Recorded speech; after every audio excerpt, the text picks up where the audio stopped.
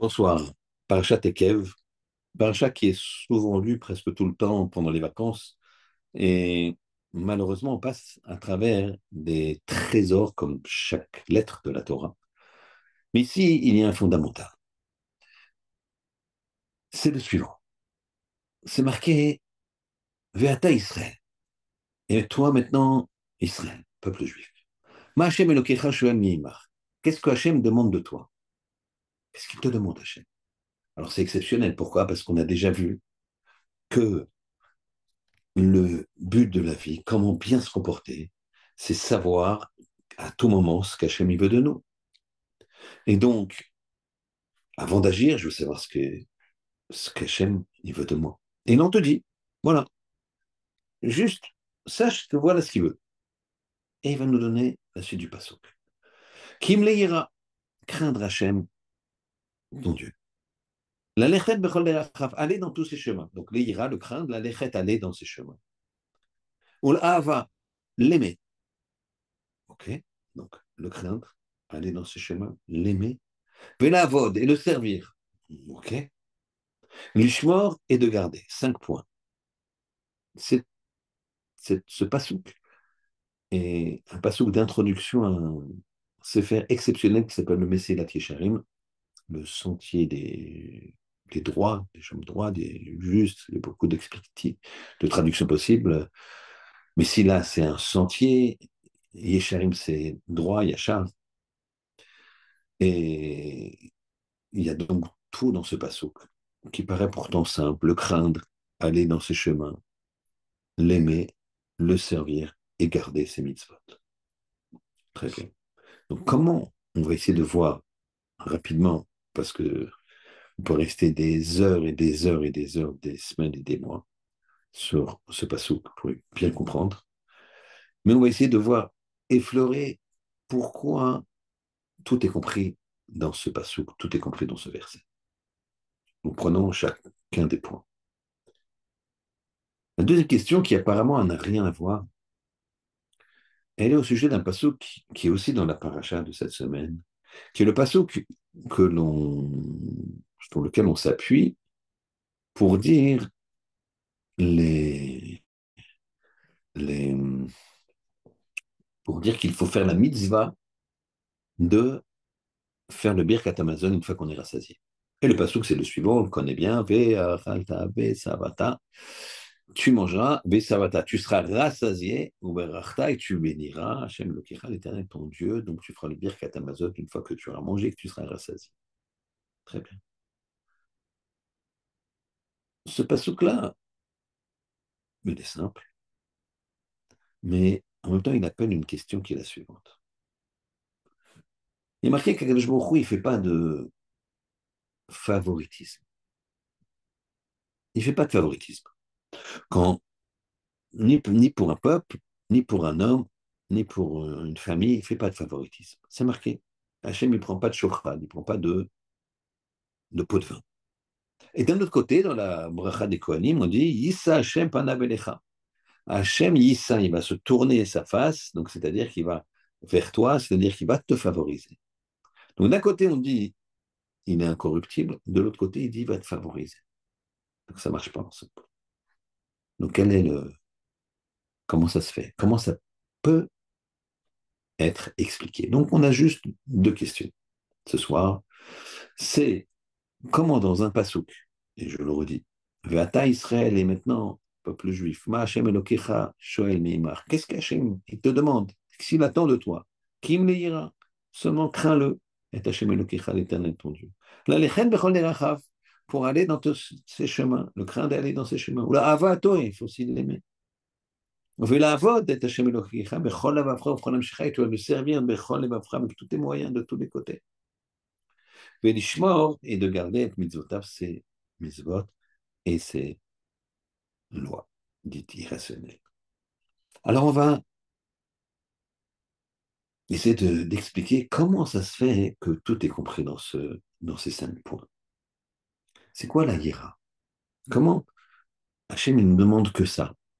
Mais à quoi ça veut nous amener?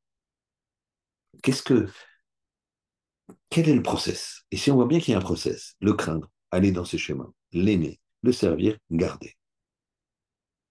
Alors on va d'abord expliquer ce que c'est le craindre. C'est pas le craindre, il y a plusieurs craintes. C'est pas la crainte d'une punition. Souvent les gens disent voilà, je peux faire ça parce que Raïf Karet, Raïf Malkout, Raïf Mita, c'est dans ouh là là, j'ai peur. Peur, je ne ferai pas. D'accord? C'est pas ça. C'est pas si mal, mais c'est pas la bonne crainte. La vraie crainte, c'est la crainte de sa grandeur, pas de sa punition, la grandeur. Comme quelqu'un qui va dans un... Imaginez, il y a deux types de craintes. Quelqu'un, il va dans un pays, et là, imaginez, c'est un Français, on va dire, c'est comme ça, et il va en Russie, il va visiter Moscou. Et là, il, il a une maladresse dans l'hôtel où il est, au restaurant où il est, il casse un vase. Et là, ça fait un scandale, puisque le directeur de l'État, monsieur, vous avez cassé un vase historique que le président Poutine adore. C'est une catastrophe. Quelques minutes après, des policiers arrivent, monsieur, vous êtes convoqué par le président. Alors la personne, elle va traverser toute la splendeur du, du- de la demeure du palais impérial, là-bas, et il va trembler, il va avoir peur.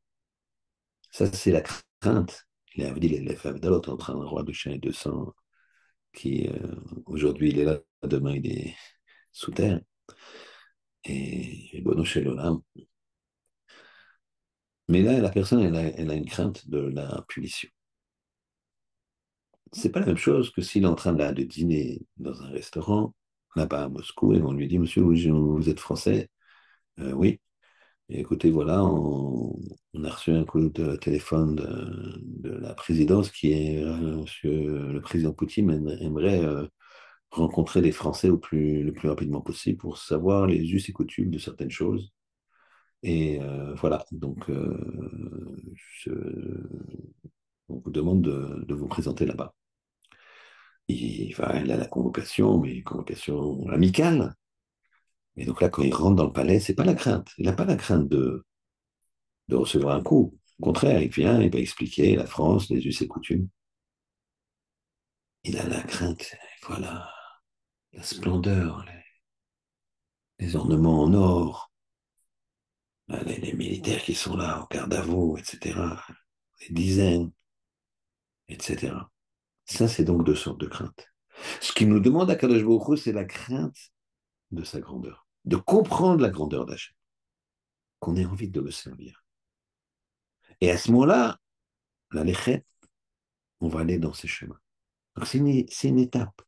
La première chose, c'est de pas de craindre Hachem par la peur, de craindre Hachem par la grandeur, comprendre la grandeur d'Hachem. Comment en étudiant la Torah? Quand tu étudies la Torah, ça te connecte avec le Ribono Shel Olam. Et à ce moment, tu as envie, la lechet, d'aller dans ces chemins. C'est quoi ces chemins? C'est un principe qui s'appelle Mida Keneged Mida. C'est-à-dire, comment je fais d'aller dans ces chemins, quoi? Je vais créer le monde? Ouais, tu peux créer le monde. À ton niveau. Comment ça? Ben, regarde. Le voisin, là, il est malheureux. Ça crie de tous les côtés.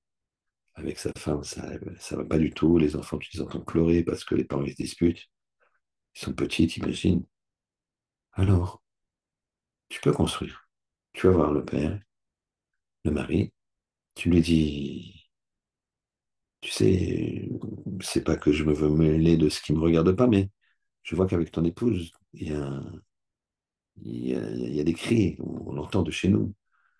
Tu sais, c'est une femme extraordinaire. Et tu es quelqu'un d'extraordinaire. Alors, c'est une question de communication. Et c'est vrai, c'est 99,99 un problème de communication. Alors voilà, je connais un Rav. Ou si tu veux, moi, je peux parler, je peux te parler. Ma femme peut parler à un. Tu t'investis. De la même façon qu'il est Rachum, Hachem, toi, tu es Rachum. Hachem, il est Rachum, il a pitié de nous, il a pitié du monde. Alors toi, j'ai une pitié du monde, qu'est-ce que je vais agir? Oui, oui, tu agis sur ton voisin, tu agis sur ton ami, tu agis sur tes propres enfants, Pas les exigences comme ça, doucement. Il n'a pas bien travaillé, il n'a pas une bonne note, il le voit lui-même. Il n'est pas content, il n'aura pas sa récompense. Donc, de la même façon qu'Hachem, il est rachou, toi, tu es rachou. Donc, ça, c'est le grand principe. Fort de ce principe, on va répondre à la deuxième question, puisqu'en en fait, on est exactement à ce niveau-là. On avait posé en deuxième question, Vachalta vesavata, tu mangeras et tu seras rassasié.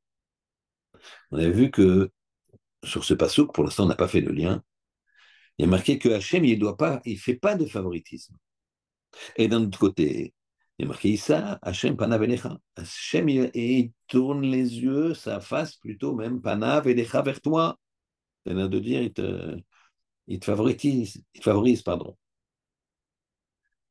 Alors là, on reprend le passouk. Vechalta vesavata. Et tu mangeras, tu seras rassasié, et tu feras la bracha, tu feras le birkat Amazon. Normalement, tu fais le birkat Amazon quand tu es rassasié.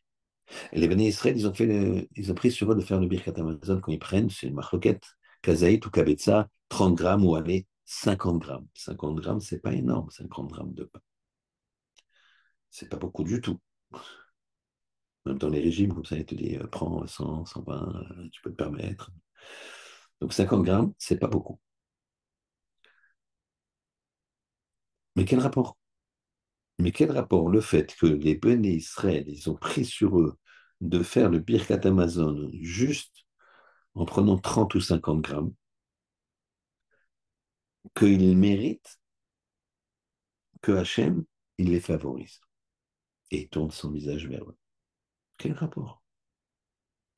Pour ça, on va expliquer, parler de quelque chose qui concerne Shimon Hatzadik.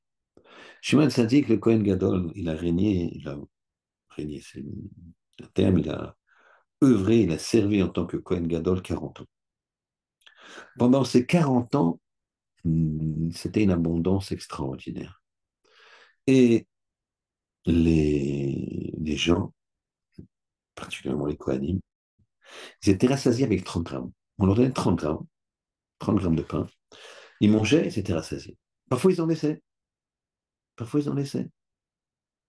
C'était largement suffisant pour qu'ils se nourrissent, qu'ils en profitent et qu'ils soient rassasiés. Mais après sa mort, c'était terminé.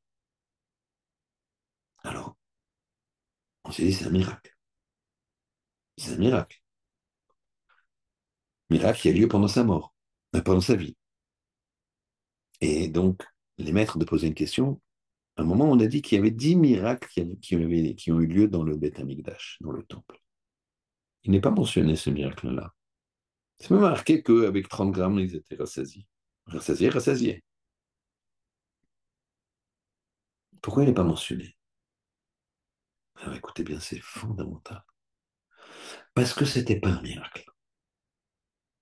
C'était une proximité avec Hachem. De la même façon que je me rapproche d'Hachem, à ce moment-là, j'ai une proximité avec lui. Alors, la bracha, elle est plus importante. Imaginez le soleil, les avdin. Plus tu te rapproches, plus ça, tu vois, il y a sa puissance. Plus tu te rapproches, plus tu vas au-delà de certains filtres. La puissance d'Hachem, c'est une puissance qu'on ne peut pas définir. Imaginez, énorme, énorme, énorme, énorme. Infini, même de dire infini, c'est déjà le définir. Mais sur lequel il y a des filtres, plein de filtres. Le tzaddik, il enlève un filtre, plus le deuxième, plus le troisième, ensuite le quatrième, le cinquième. Et il y en a des milliers comme ça. Moshe Rabbeinu, il a enlevé tous les filtres qu'un homme peut enlever. Bien sûr, il nous restait beaucoup. On ne peut pas voir Hachem et vivre. Hachem s'est adressé ainsi à Moshe. Mais il a enlevé tous les filtres. Et donc, il y a une proximité avec Hachem qui est possible pour chaque homme. Chacun a son propre maximum. Shimon HaTzadik était très proche d'Hachem. Alors, il y avait un miracle. Les gens, ils étaient rassasiés, il y avait une bonne bracha, très grande bracha. Et pourquoi c'est pas un miracle, réellement? On croyait que c'était un miracle, mais c'est pas un miracle. C'est parce que lui, il était juste proche d'Hachem. Et comme le Kohen Gadol, c'est lui qui amène la bracha pour le peuple d'Israël et dans le monde, alors, eh bien, il faisait descendre cette bracha qui fait que les gens étaient rassasiés avec 30 grammes. Ils étaient nourris avec 30 grammes, ils avaient suffisamment de vitamines, protéines, tout ce que vous voulez, bien que c'est que du pain. Ils avaient tout ce que le corps d'une personne a besoin pour avoir des forces et servir Hachem. Mida keneged mida, puisque tu te rapproches de moi absolument. À ce moment-là, moi, je me rapproche aussi de toi. Enfin, de la même façon que tu es Rachom, Hachem, moi, je suis Rachom. De la même façon que je dois avoir de la bonté, je dois avoir un regard vers l'autre qui est extrêmement indulgent, parce que toi, Hachem, tu as un regard extrêmement indulgent sur, sur ta création. Et donc, puisque je me rapproche d'Hachem, alors les filtres, il y en a moins. Et donc, je suis plus proche d'Hachem. Et donc, c'est pour ça qu'Hachem il tourne sa face vers moi. C'est parce que je me rapproche de lui. Si tu es au loin, tu es dans un stade et tu es tout au fond là-bas, alors le gardien de but du fond là-bas, il ne va pas te voir. Si tu te rapproches, plus tu te rapproches, plus il te verra. Ben, le monde, c'est comme un grand stade. Tu as un gardien du monde. Il y a deux gardiens dans un au football. Mais imaginez qu'il y en ait qu'un. Un gardien du monde, celui qui garde le monde, celui qui fait vivre le monde, celui qui a créé le monde. Et plus tu te rapproches, plus il tourne son visage vers toi. Et donc, c'est pas une protection, c'est pas un favoritisme.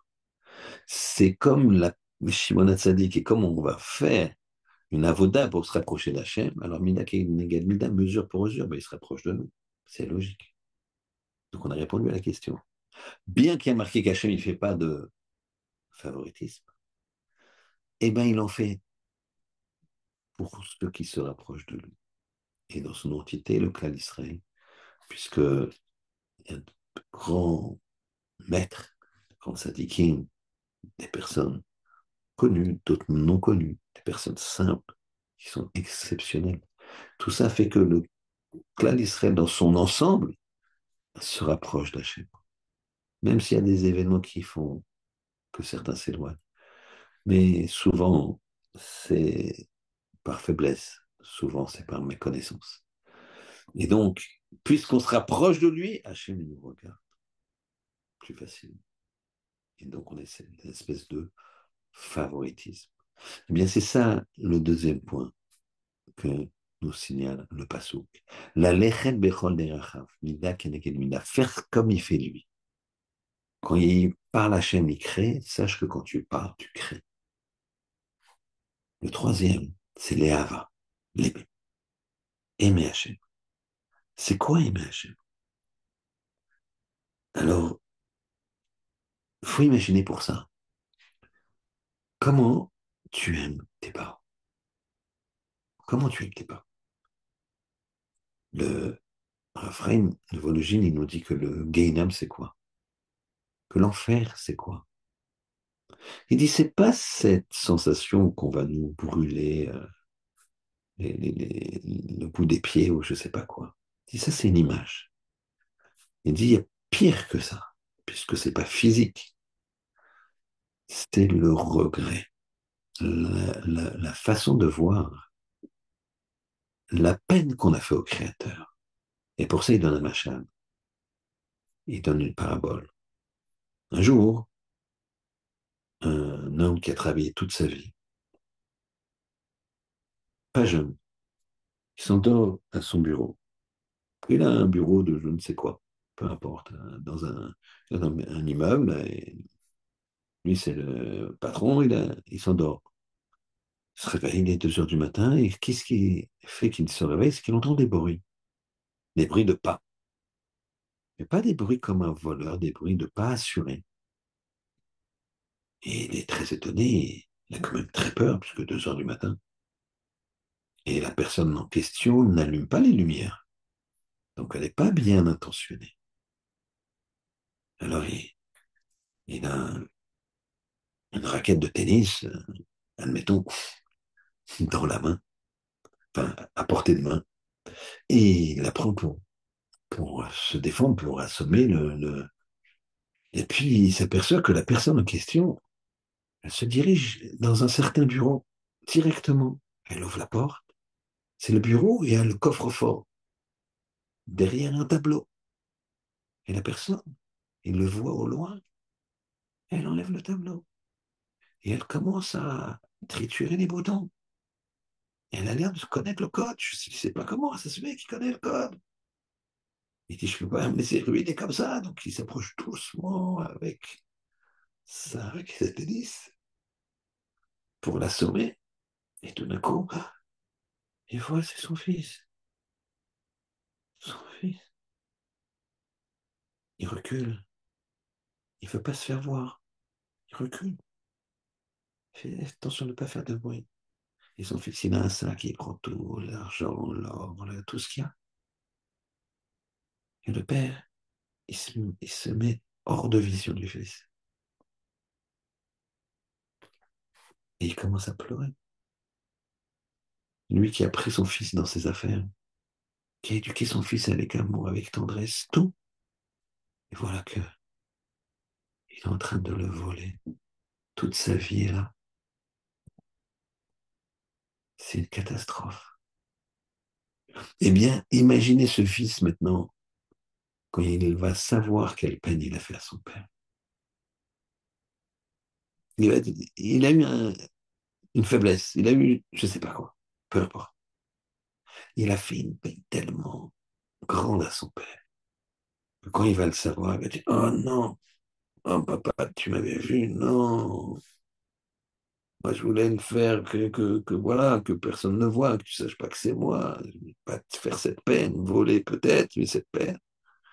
Après, une d'origine nous dit, c'est ça qu'on va avoir. On va montrer à la personne la peine qu'il a fait, entre guillemets, au Créateur. Voilà ce que tu as fait à Hachem. Voilà ce jour-là où tu as décidé d'aller dans tel endroit. Ce jour-là où tu as décidé de manger telle chose. Ce jour-là où tu as mal parlé. Ce jour-là où tu as signé des choses qui n'étaient pas correctes. Ce jour-là où tu as mal, tu n'as pas aidé une personne qu'il fallait aider.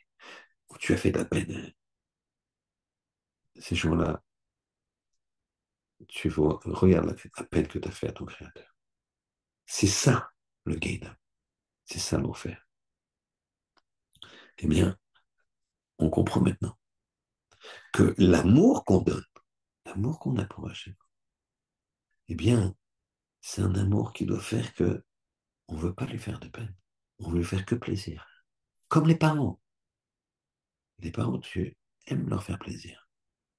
Un enfant, vous savez, il faut qu'il rentre à la maison avec des bonnes notes, mais qu'il soit motivé pas seulement pour avoir des bonnes notes et travailler, pour faire plaisir à ses parents. Pas, je t'ai fait plaisir, j'ai travaillé. Ça me saoule un peu, ces maths. J'ai fait un effort. J'ai bossé à fond parce que je sais que ça te fait plaisir. Maintenant, je comprends que c'est bien pour mon avenir, mais bon, à 12 ans, bon, j'ai envie de faire autre chose, quoi. Et bien, l'enfant, même s'il ne l'exprime pas, il faut faire en sorte que l'enfant fasse une relation qui fasse que l'enfant, il aime son père au point de lui faire plaisir. Et c'est quasiment automatique. De la même façon, il aime son père au point, son père, sa mère, au point de ne jamais vouloir leur faire de peine. Ça, c'est l'amour. Aimer Hachem, c'est le vecteur de, du comportement. C'est ce qui nous permettra de de bien faire l'étape numéro 2 qui est d'aller dans ce chemin. Donc on a expliqué la crainte de sa grandeur. L'aléchet d'aller dans ces chemins, mida keneget mida, mesure pour mesure. Les havas de l'aimer. Vela avot. Et alors de le servir. Le servir, ça veut dire quoi? Les personnes vont dire, mais je le sers, moi je fais 3 tefilot par jour, mais minyan, avec Kaddish, avec tout. Je suis même, des fois, c'est moi qui fais la prière. Et là, on va me dire, mais tu sais, je t'ai vu faire la prière et il y avait quand même un petit souci, il me semble, parce qu'on est entre 4 yeux et c'est que quand tu faisais ta prière, tu regardais ta montre. Skadal, Skadal, Shemerava, Be'alma, Denira, Kiroté, Mamlech Malchoté, Vatzma, Pokane, Karev, Mesheche, Bechayechon, Vio, Mechon, Chayedechon, et d'Israël, etc. Je caricature bien sûr, mais les gens sont comme ça, malheureusement. Même dans le Kaddish. Regardez les gens quand il y a une tefila, alors vous savez, dans la tefila, c'est ce qu'on appelle la prière, la Hamida. On fait une prière debout, silencieuse, et après, le matin et l'après-midi, on fait ce qu'on appelle une chazara. On répète, le Shaliach Tzibour répète. Mais les gens, dès qu'ils ont fini, vous verrez, c'est phénoménal, c'est malheureux. Dès qu'ils ont fini de prier, alors que c'est une halakha, on ne peut même pas étudier, il faut écouter la chazara, la répétition et répondre Baruch Hu chez Mohamed à chaque bénédiction du ministre officiel, du Shaliach Tzibour. Les gens, dès qu'ils ont fini, eux, leur prière à voix basse, prennent le portable. Et ils sont avec le portable. Ou alors ils parlent. Vous savez, été, j'ai étudié, j'étais en Israël il n'y a pas longtemps, un petit peu juste avant Tisha B'Av. Et vous savez qu'à partir de Tisha B'Av, un jour avant, il y a ce qu'on appelle Ben Azmanim, entre deux Zman, entre deux temps. Le temps, c'est quoi? Le temps du limoud, la fin du limoud, officiel, entre guillemets, on n'avait jamais étudié, mais disons que les kolélim, en général, ferment la veille de Tisha B'Av et vont reprendre Rosh Chodesh Elul, donc à peu près 3 semaines plus tard. Et donc j'étais dans un collège pour étudier, comme ça, et j'ai été intéressant. Le Rosh Collège, il a fait une dracha juste avant, la dernière dracha avant que les Avreichim partent. Maintenant, ce collège, c'est un collège de très haut niveau, très très haut niveau. Et je me suis dit, je vais écouter ce qu'il va leur dire, puisqu'il va aller leur dire la dernière dracha pour les laisser ensuite, pendant 3 semaines, s'occuper de leur famille, se reposer, et étudier, bien sûr, mais à leur rythme. Eh bien, il leur a dit la chose suivante. Vous allez partir en vacances, vous allez, entre guillemets, décompresser. Faites très attention. Faites très attention. Et là, j'ai ouvert grand les yeux, les oreilles, tout, j'étais concentré. Et il a dit, ne parlez pas pendant la tefila. Ne parlez pas à la joue. Je me dis, quoi, il leur dit ça? Et surtout que j'avais fait un mitra quelques jours avant avec eux. Et il n'y a pas un bruit. C'est exceptionnel. Rien. Tout le monde est concentré. Répétition du ministre officiel, concentré. Ne parlez pas à la joue. Exceptionnel. Ça ici, c'est la vote. Servir Hachem. Tu peux être un très grand Talmid Chacham mais parler pendant le Kaddish, parler pendant la Chazal, la répétition. Tu peux être un très grand Talmid Chacham et ne pas être suffisamment concentré. Je m'étais et je pense à mon. Je suis déjà parti. Ça, c'est pas la vote. Ça, c'est pas servir. Ça, c'est quoi? C'est faire les mitzvot de façon automatique. Et ça, c'est problématique. Le dernier, l'ishmor, garder. Ça veut dire quoi, garder les mitzvot? Bien sûr, je vais garder les mitzvot. En général, l'ishmor, c'est pour les mitzvot négatives. C'est même pour le Shabbat, Bezrat Hashem, demain, bon Shabbat. Il y a marqué Zachor Veshamor. Zachor Veshamor, Bedibur Echad. Zachor Veshamor. Se souvenir et garder le Shabbat. Se souvenir, Zachor, c'est faire les mitzvot positives. Faire le kiddush, faire les tfilot, Et Shamor, c'est faire des mitzvot négatives, se préserver des mitzvot négatives, ne pas allumer la lumière, ne pas travailler, ne pas faire tout ce qui est interdit de faire le Shabbat. Donc, Zachor, c'est positif, et Shamor, c'est les mitzvot négatives qu'il ne faut pas enfreindre. Ça, c'est la Shmira. Mais ici, alors, c'est quoi la Shmira? Garder les Shmor et mitzvot, et Chogotav, garder les mitzvot et les Chogotav. C'est quoi? Eh bien, ça veut dire ne pas sélectionner. C'est-à-dire que tu peux ne pas être au niveau. Tu peux ne pas être au niveau. Je pense que personne n'est au niveau de Raphaël Kanievski, Zecher Tzadik Livracha. Et de ne pas dormir comme il le faisait. Il y a un Rav qui s'appelle Rav Baruch Mordechai Ezrahi, qui est niftar il y a quelques mois. Et son petit-fils, il a fait le hesped, l'oraison funèbre, comme on dit, de son grand-père. Puisqu'il était avec lui, il l'aidait. Rav Ezrahi était très âgé. Et il a dit, je vais juste vous dire son emploi du temps. Moi, je m'occupais de lui que 5 heures par jour, mais on était plusieurs dans la journée à se relayer. Chacun, il avait ses plages horaires. Et bien sûr, son emploi du temps, je peux vous le dire depuis le début jusqu'à la fin. Donc, à minuit, il étudiait et à 1 heure du matin, il faisait telle étude, à 2 heures du matin, ceci, et il continue. Au net, au point du jour, il faisait cette fila.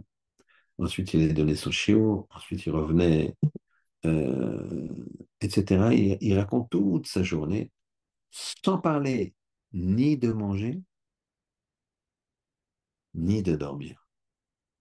Et il revient comme ça de minuit jusqu'à hop, à minuit.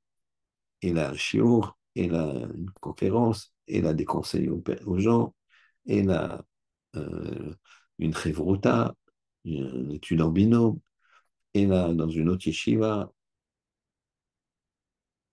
Alors les gens lui ont demandé, mais il dort quand et il mange quand? Il dit, c'est ça le SPN, c'est ça les raisons funèbres que je veux faire. Je n'ai pas le niveau de dire il était intelligent, il était ceci, il était cela. Par contre, j'ai le niveau de vous dire juste son emploi du temps. Alors quand vous me demandez quand est-ce qu'il mange, quand est-ce qu'il dort, eh ben, c'est quand il ne tenait plus. Parfois, il était effectivement en train d'étudier et tout d'un coup, pendant 5 minutes, 10 minutes, un quart d'heure.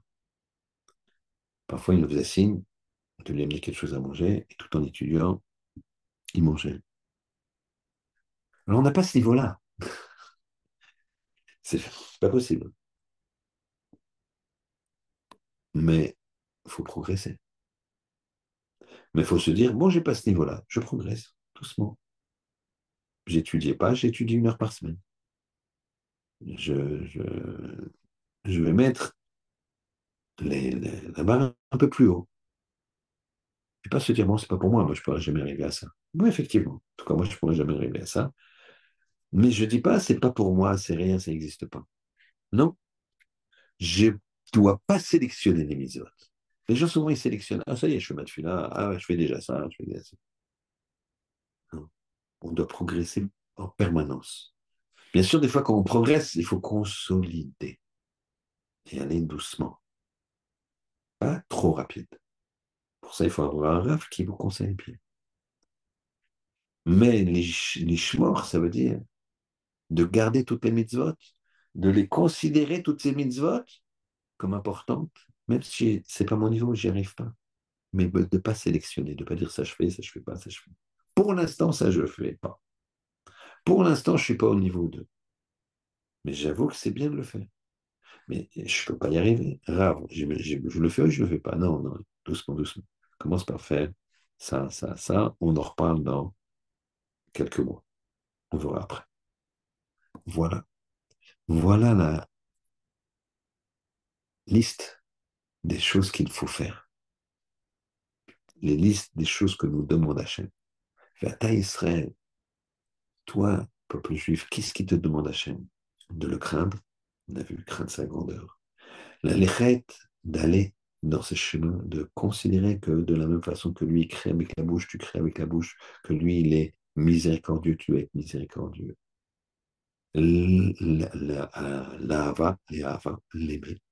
L'aimer comme on aime son père, c'est-à-dire l'aimer au point de d'avoir de la peine quand on ne le sert pas bien et d'être heureux quand on sent qu'on a fait quelque chose de bien. L'avot, de le servir, pas machinalement. Tous les Shabbats, le Kiddush, tous les Shabbats. Non, il faut comprendre un peu plus, un peu mieux. Pas faire les mitzvot comme les gens qui le font par cœur, comme ça, sans réfléchir, sans se concentrer sur le rapprochement qu'on doit avoir vis-à-vis d'Hachem. Et enfin, l'ishma, garder, c'est-à-dire pas sélectionner. La Torah, elle est entière, elle est complète. Pas je fais pas ça, je fais pas ça, je fais pas ça. Parce que c'est pas. Non, t'as pas encore le livre. Peut-être tu n'y arriveras jamais, peut-être tu ne pourras pas. Et c'est pas grave.